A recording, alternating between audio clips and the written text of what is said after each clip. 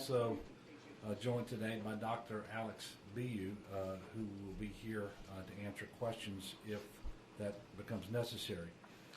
Before I came out, just learned about 2 new deaths that we've had in Louisiana because of the coronavirus. The total death count is now 10 in the state of Louisiana.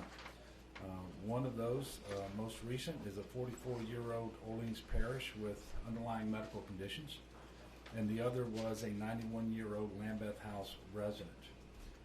Obviously, these individuals are in that most at-risk category of our citizens because of age and underlying health conditions. So that makes the 5th total death at Lambeth House and 24 cases total at Lambeth House, which remains at this time the only known cluster of cases in our state. For total confirmed cases in Louisiana, that number is now 380. You should know that I just finished a call with the President and the Vice President and America's governors, some of which I understand was aired live on CNN and Fox News. And of course, we discussed the current crisis. I did have a chance to ask him a question and share with him my top priorities for the state of Louisiana. Certainly, the number one priority has to do with rapidly increasing our medical and healthcare surge capacity. Based on the first models that we ran that I was able to take a look at just before our call with the President, we were able to determine that under basically what is a worst case scenario, the coronavirus spread and its impact could begin to outpace our healthcare capacity in a certain region, down in the Orleans-Jefferson region,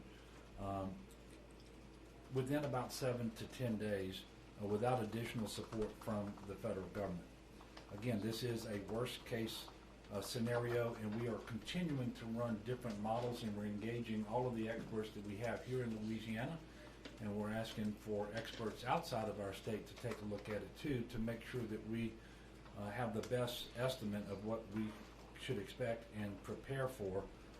Obviously, we have an urgent need to increase our medical capacity because that's the only part of the equation that we are somewhat in control of. So we are doing those things. But the other side of the equation is minimizing the rate at which coronavirus is spreading across Louisiana. This has been our goal since day number 1. That's why we put in place mitigation measures that became increasingly restrictive in terms of human contact and movement and so forth over time. Mitigation is absolutely key. And I am again I'm imploring every resident of the state of Louisiana to understand that you have a role to play. Whether or not you're in a high-risk category, every person is capable of contracting and spreading this infection. So we need everyone to adhere to the precautions that we have put out.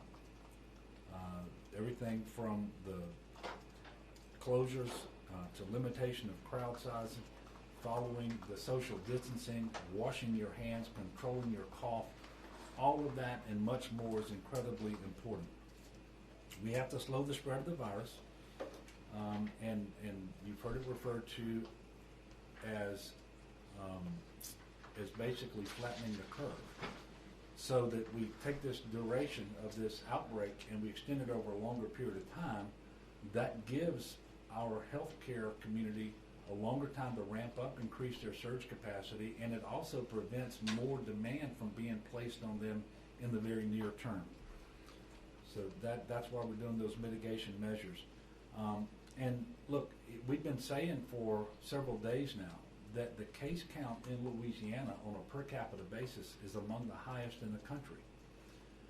So what I said to the President should surprise no one, because I've always said that we're most concerned about exceeding our capacity to deliver health care.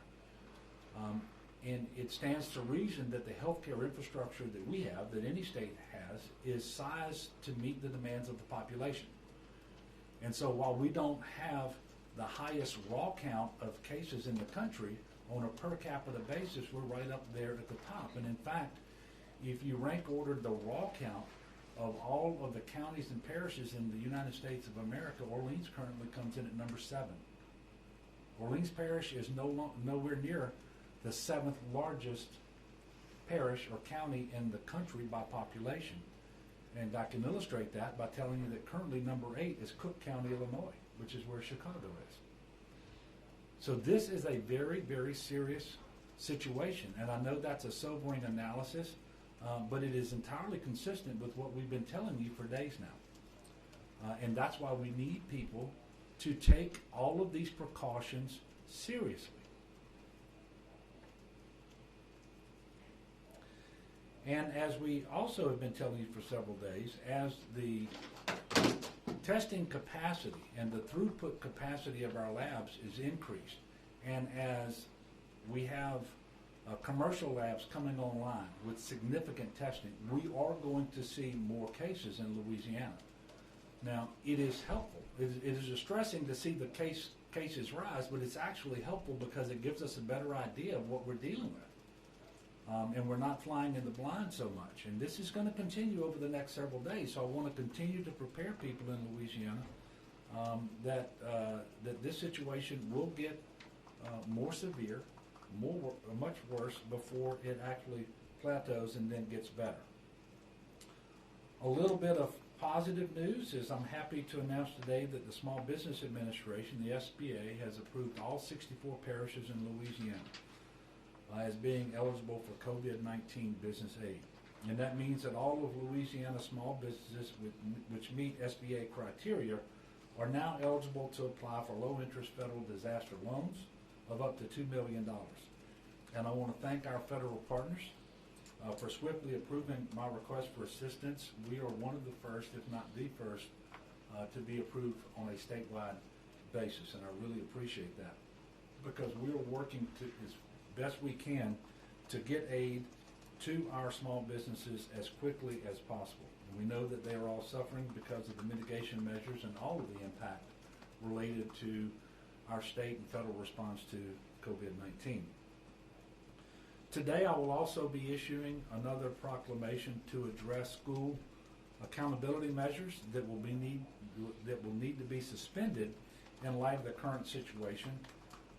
This proclamation applies to the current school year, 2019-2020, and addresses suspensions to testing administration, school and district accountability, teacher evaluation, student attendance, teacher work days, and charter school application and enrollment. Some of these suspensions will be effective only if and when the United States Department of Education grants a waiver of the relevant provisions, because we have basically a contractual agreement with the U.S. Department of Education under the Every Student Succeeds Act to engage in certain assessments and accountability and evaluation framework and so forth. And so I will suspend those statutory requirements today. The effectiveness of some of those suspensions will come into play once the waivers are granted, and we believe that they will be granted. The education of our students is obviously extremely important, and I want to thank everyone who has worked so hard and quickly to adopt distance learning practices, especially our educators and school administrators. I am encouraging family and caregivers, parents, to take every opportunity, make efforts to find out what your school district's doing, what educational activities your children can engage in while school is not in session. For that reason, I encourage parents to utilize resources like the Public Broadcasting's educational program.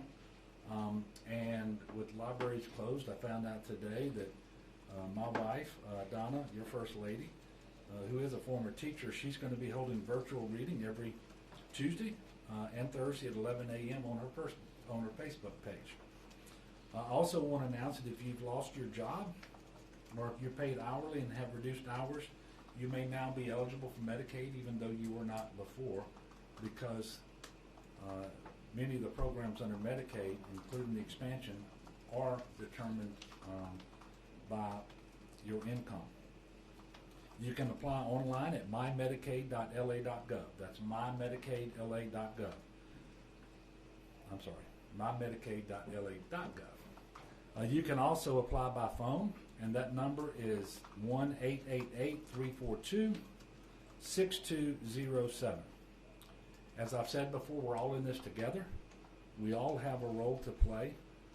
Louisianans are at our best when we are in adverse times and we come together.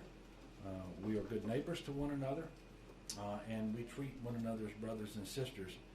And I am encouraging everyone to do exactly that for the remainder of this crisis, so that we can do all that we can to minimize the spread, make sure that we're doing what we can do for our neighbors, especially those who are older, those with underlying health conditions. So we're going to get through this. We're asking for patience, we're asking for cooperation, and certainly I'm asking for prayers. As I mentioned, now I'm going to be followed by Marquita Walters of DCFS. She'll be followed by Ava Dashwell of the Louisiana Workforce Commission. Then I'll come back and take your questions. Thank you, Governor. There is a lot of confusion about the Supplemental Nutrition Food Program right now that we know as SNAP, formerly known as food stamps. This is not a DSNAP situation. People in Louisiana are very used to having disaster food stamps anytime we have a natural disaster that comes our way. This is very different. So we have information for you and handouts for you that explain the SNAP program and how you can apply to receive those benefits if you have never been on them before, but now because of a different circumstance in your employment, you might become eligible. You can text. Now we have text capacity that you can text Get SNAP to 898-211, and that will give you a link directly to the food stamp application, and then you can fill that out. You can also call LA Help You, 888-LA-HELP-U, which is our customer service line that can help you walk through that if you need help. Congress has done a lot to try to loosen some of the parameters around the SNAP program. Remember, the SNAP program is 100% federally funded program, and it's their program and they run it. The states administer it. So any changes made to it must be changed by the federal government.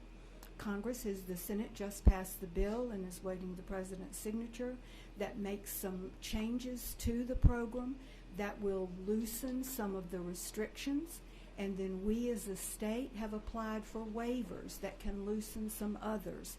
So we will be able to directly communicate to our SNAP recipients next week so that people don't have to come in the office, they don't have to call. We'll be able to say directly to you through rave alerts and online texting, this is what you're eligible to get in your benefits, this is what's available to you, and this is not what's available to you. It's a complicated program and people get very confused. Our numbers have tripled. Last Tuesday we had about 1,000 applications for SNAP benefits. This week on Tuesday we had 3,000 applications. So we need our SNAP recipients to just take a breath and know that we're communicating directly with you. You do not have to call us. If you are new to the program and have never been on SNAP benefits and you want to know if you're available, then you can text 211 and get information. You can call them and they will help you with that. And then our customer call center is also available. We are fully confident that we will be able to serve our population and give them the food help that they need in the best, fastest way that we possibly can. We will turn on every resource that we have available to us to help people get food. And so I will take questions at the end. Thank you. Good afternoon, everyone. I just wanted to provide a brief update related to unemployment insurance benefits provided to those that have experienced a job loss or a reduction in hours. We would encourage everyone that needs to apply for benefits to go to www.laworks.net. Again, www.laworks.net. Additionally, if you are experiencing problems getting through, I would encourage you to wait until non-peak hours, which I would call during the middle of the night or early in the morning, just because of the sheer volume of individuals we have filing. It is slowing the system down. We are doing everything that we possibly can to increase capacity, and the governor has authorized every single support that we have asked for to be able to continue to do so. To give you an idea of the numbers of claims we've had filed thus far, as of lunchtime today, we were at 30,000 new claims for this week. 30,000 new claims for this week. To give you a comparison, last week we had 1,700 new claims for the entire week. So we are experiencing a high call claim volume. You can also call into our call center, although the preferred method to apply is through the internet, and that number is 866-783-5567. Again, 866-783-5567. We have put additional staff onto our call center, and we will answer each and every call. If you are unable to get in, please know that you have time to file and open your initial claim, and we will make sure that we work with you so that you can file your claim and begin to receive unemployment insurance benefits. The maximum benefit amount here in Louisiana is $247 per week. We will also be putting out a video tutorial so that you can take a look at what you'll need to file your claim and the claims filing process before you go on. So we would ask all of our friends in the media to post that tutorial so that individuals can know what they need to do and what information they need to have to be able to file a claim. We anticipate that your first checks will be received midweek next week, and we will continue to be there to assist. We have pulled other staff from other divisions within the Workforce Commission to support our UI team. So we have a total of 500 staff working and processing these claims. We are returning calls and responding to each and every email. So we appreciate your patience. Please know that we understand what difficult times these are, and we will work to assist you in every way possible. Thank you. Thank you, Ava. Marquita, now we'll take questions. Yes, sir. Governor, on the modeling you referenced in your call with President Trump, can you give us some of the data underlying that? Like, what is our capacity for like hospital beds, for instance, and what our various projections are for how many Yeah, people I'm not going to do that, and because I want to be responsible. That was the first effort to model. It was put into my hands just a few minutes before that telephone conference began, but it highlighted what has been our number one concern for several days, and that is increasing our surge capacity to deliver more health care. And so the information that I've given you, I think, speaks for itself. And we are going to continue to study and probably refine that modeling as well. And we're reaching out to other experts, as I previously mentioned. But that first look that I had, and it was a worst case scenario, it was very sobering because it indicates that we don't have much time to increase our surge capacity, but we also have to redouble our focus and our efforts as it relates to mitigation and slowing the spread of the virus. Yes, ma'am. Governor, on that same issue, in terms of the lack of capacity, is that because of the beds, or is that because of equipment shortages? Is that because of both? Can you walk through what you're talking about in terms of capacity? Ultimately, when you talk about medical surge and your capacity, you have to have the beds, the equipment, you have to have the staff. And that is, we ran the models based on assumptions about the continued growth rate of the spread, and also the percentage of people who are positive who have to be hospitalized at any given time. And so there's a lot of different numbers that you can run. But at the end of the day, it shows a growth of the number of people in hospitals every day. and you know what your available beds are now, you know what your available beds are at the surge capacity that we are preparing for, and so you can kind of circle the day when your capacity meets your demand, and then every day after that you're in deep trouble. So I mean that's the way this works. Again, this was modeling that was based on worst case scenario, but you know, if the worst case is there, and by the way, the worst case, it'll only happen if people of Louisiana don't engage in these mitigation efforts, because it assumes that the spread continues just like it has been, and the positive cases we are seeing today relate to exposures that happened several days ago. So if we are doing what we're supposed to do on these mitigation measures, then we should start to see a slower rate of new cases at some point. And as soon as we can bring that slower rate online, then the better, because we then don't exceed our capacity to deliver healthcare services. Yes, sir. There's a capacity for beds, but what about medical professionals? What is the state doing to increase the number of doctors that are available to treat patients?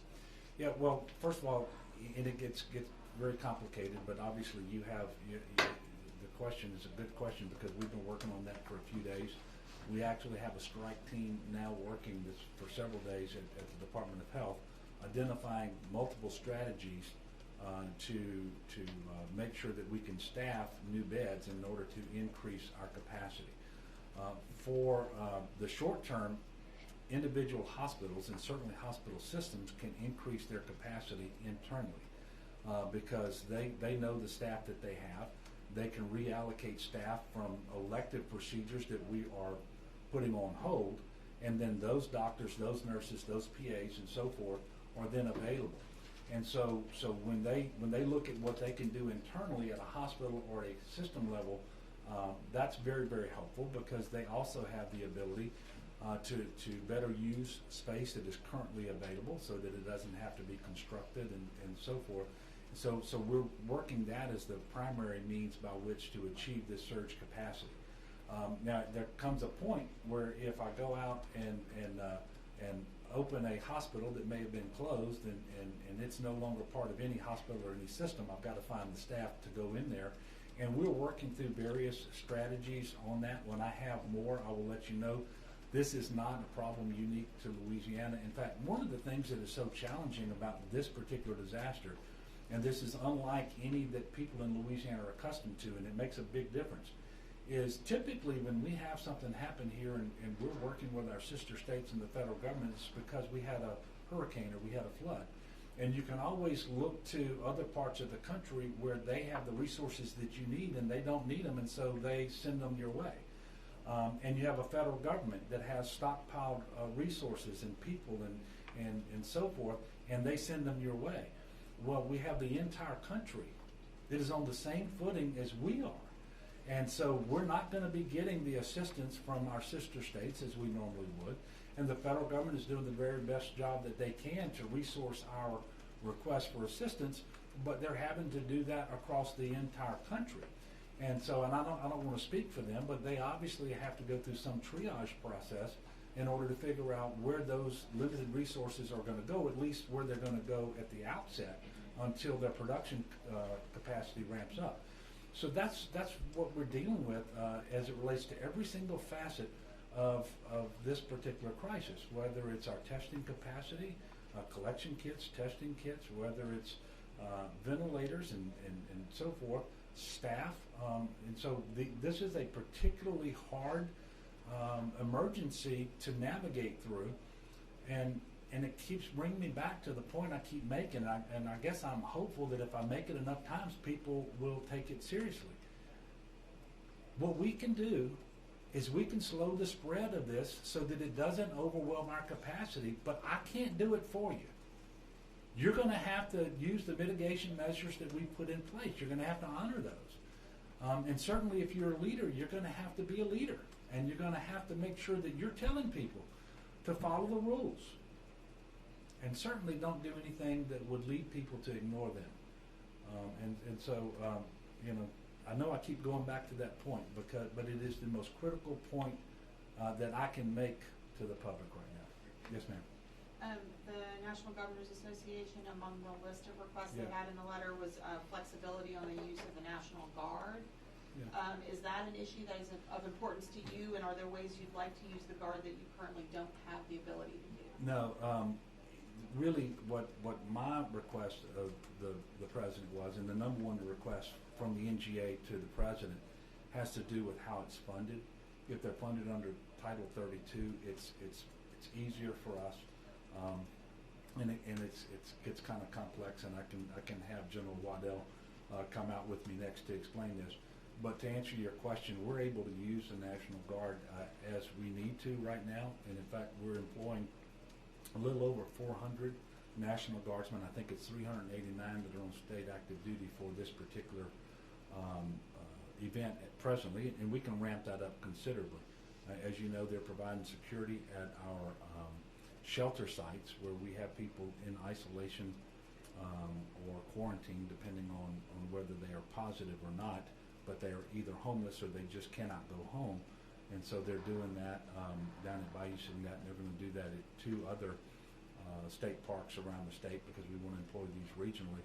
And then they're also going to be out assisting with the drive-through test sites, 3 of which will open tomorrow, 2 in Orleans Parish, 1 in Jefferson Parish.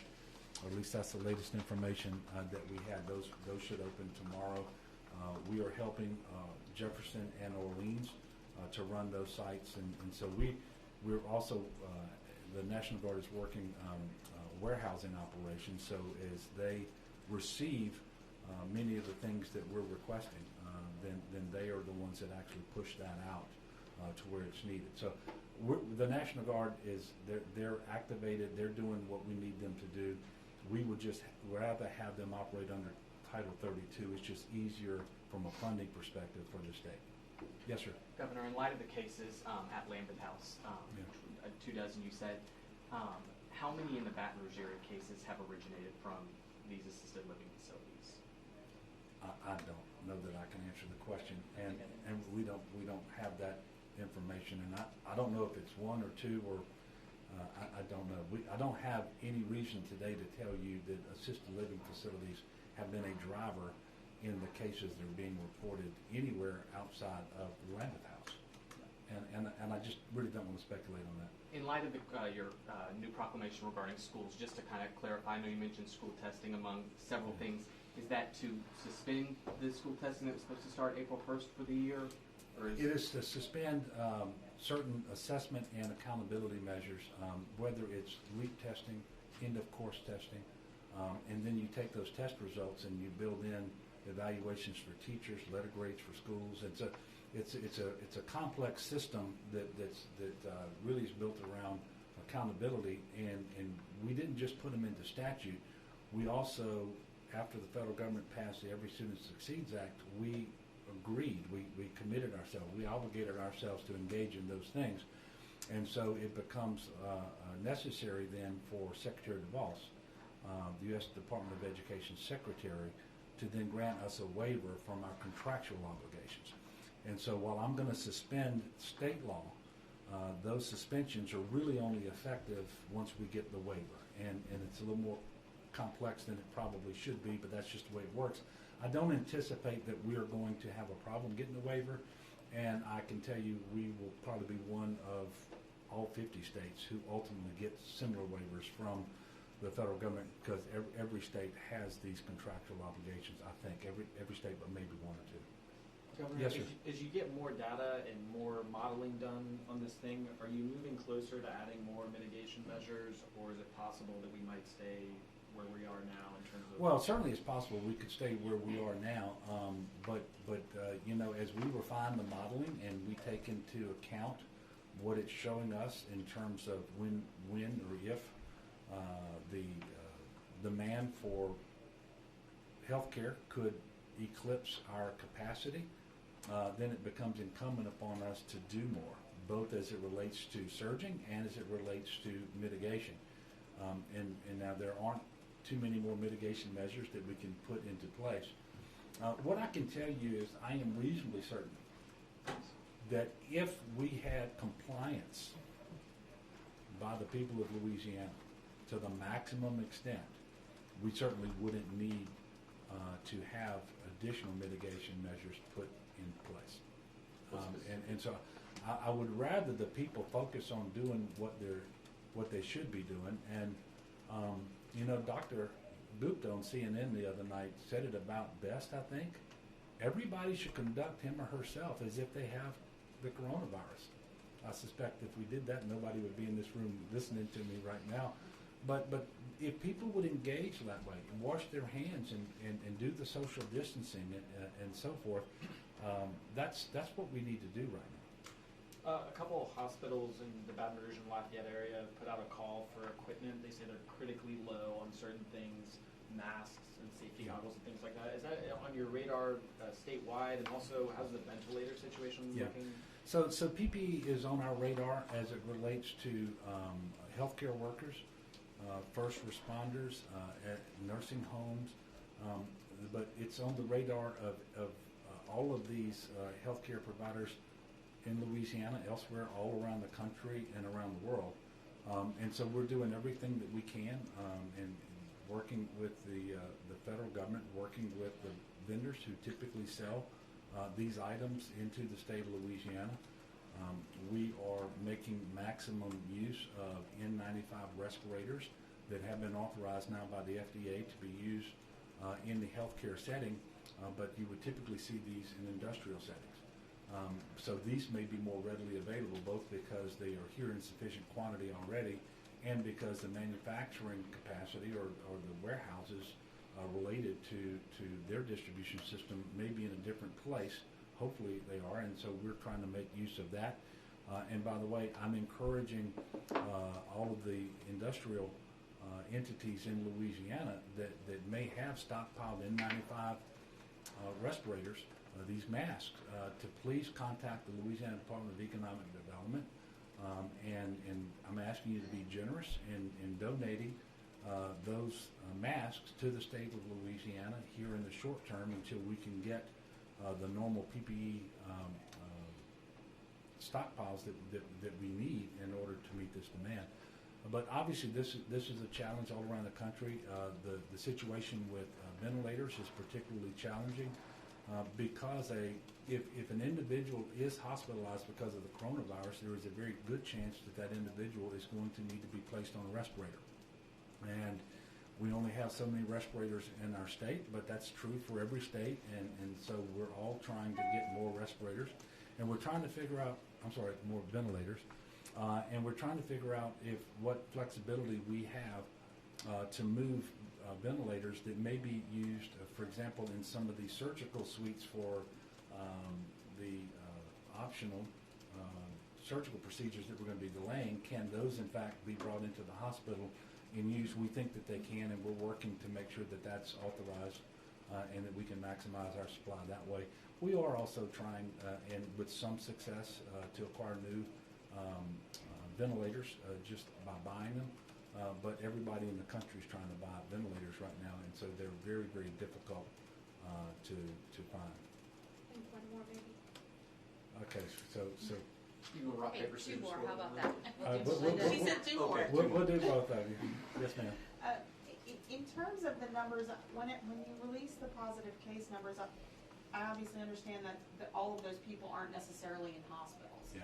So how are y'all keeping track of and monitoring the people who have positive tests to ensure that they are self-quarantining and that they are doing what they're supposed to do to not spread things? First of all, that is a great point, and it's one that sort of goes back to the modeling, and I really shouldn't get too deep into this.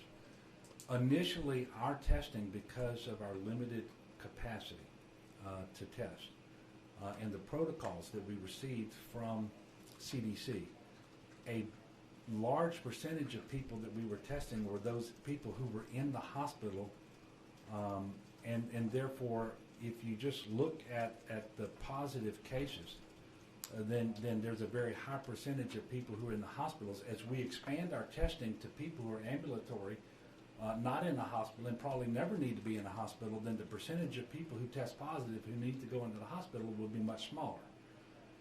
Okay, and so you've got to figure out what that number is as best you can, and that needs to inform your model.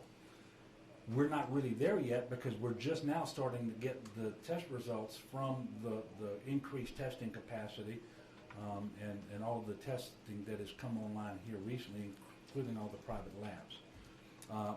But for those individuals, and by the way, we should all hope that a large percentage of the people who are positive do not need to go into a hospital, but they do need to go home and they need to isolate for the period that they're going to be told, and they need to abide by that, and we are giving them very specific instructions to go home, to stay home, to call in a couple of times a day, I believe it is, with their temperatures and so forth, and if their symptoms worsen, that they need to be back in touch with or go back to their healthcare provider or their hospital. But this is one of those things this gets right up there with the mitigation measures. If you are an individual who contracts this virus and you're lucky enough not to need a hospital, you need to go home and do what you've been instructed to do. Because to the extent that you don't do that and you allow people into your home to visit with you, you are spreading, or at least you're taking an unreasonable risk of spreading that virus. And so it's a great question, but you know, in the coming days and weeks, because this is not something that's going to be over soon, a much greater percentage of people who test positive are going to be given instructions and told to go home and isolate. And so it is important that people do exactly as they're told by their healthcare providers when they are sent home. All right, last question. Governor, you've talked about the importance of changing behavior, and you've said a couple of times that if we don't, these things may come true. I just want to clarify, are we on pace in Louisiana to meet that worst case scenario? Yes, we are. And if you just look at the increase in cases day to day, the percentage of new cases, and how long it takes to double the number of cases, and this is early, but our trajectory is basically the same as what they had in Italy. And if there's anything that I've said today that ought to get people's attention, it is that. And if you think that just because we're in the United States of America, we can't possibly get to where Italy is today, I would ask you, on what assumption are you making that determination? If we are not going to look like Italy in about 10 days or 2 weeks, it'll only be because of these mitigation measures. It will only be because of these mitigation measures. So, I hate to leave on such a sobering note, but there you have it. I'm asking for the very best of the people of Louisiana. I'm asking for prayers. We're going to do everything that we possibly can to increase our capacity to manage this as best we can using every available resource, thinking outside the box. But there's only so much your state can do. There's only so much your parish, your city government can do. I need you to do for yourself. Thank you very much.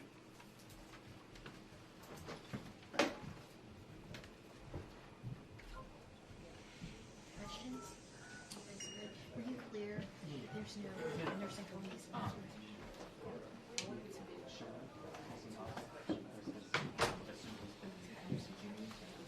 Well, he was Hey, how's it going?